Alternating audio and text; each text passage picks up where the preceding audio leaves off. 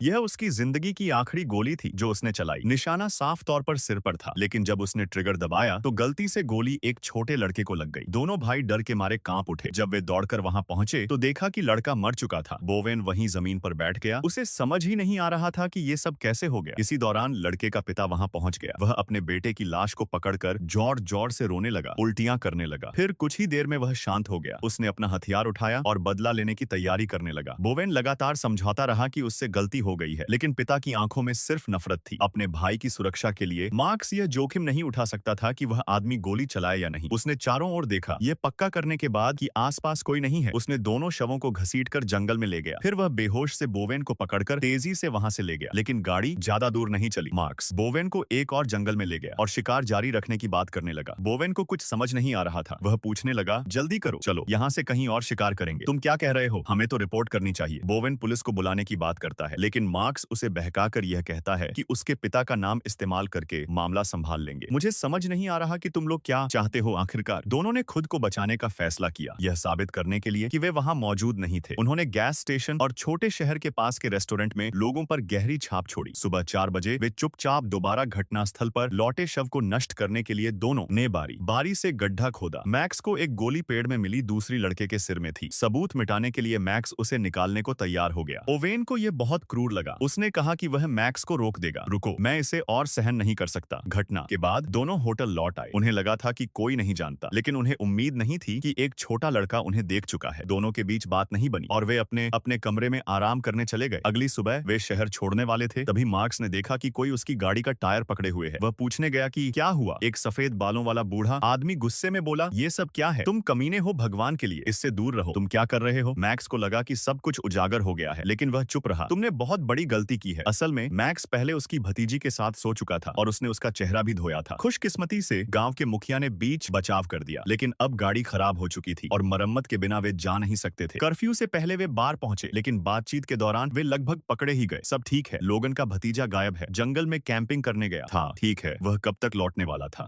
वह अकेला तो नहीं गया था, है ना? क्यों नहीं? 11 साल का बच्चा अकेला? धन्यवाद, मुझे उसकी उम्र नहीं पता थी, माफ करना, मैंने बस अंदाजा लगाया था। यह बात सामने वाले को साफ तौर पर शक में डाल देती है। रात में दोनों होटल में आराम कर रहे थे, तभी अचानक दरवाजे पर दस्तक हुई। पता चला कि शहर के मुखिया ने एक खोजी दल बनाया है और उन्हें भी शामिल होने के लिए बुलाने आया है। मेरी बहन का पति और बेटा अभी तक नहीं लौटे हैं, मुझे पता है। यह सुनकर दुख हुआ। हम एक सर्च पार्टी बना रहे हैं, क्या आप लोग हमारे साथ चलेंगे? हमें मदद चाहिए, शक न पैदा हो, इसलिए दोनों को हामी भरनी पड़ी। चलो।